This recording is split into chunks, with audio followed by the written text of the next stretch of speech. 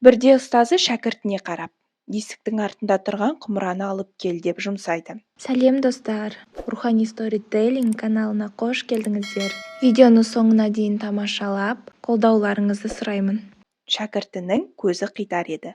Ол ұстазы айтқан бөлмеге кіріп, онда тұрған екі құмыраны көреді. Сосын қайта келіп, тақсыр, онда екі құмыра тұр. Сізге қайсысына келейін? Деп сұрады. Онда бір-ақ құмыра тұр. Көзіңнің қитарлығы саған екеу етіп көрсеткен ғой, деді ұстазы. Қитар шәкірт бөлмеге қайта кіріп, еңкейіп қарайды да ұстазына оралады. Тақсыр, имандай сөзім, бөлмеде екі құмыра тұр. Қайсысына келейін? Деп сұрады тағы. Ұстазы шәкіртіне қарады да, ендеше екеуінің біреуін сындыр, бүтінін алып кел деді.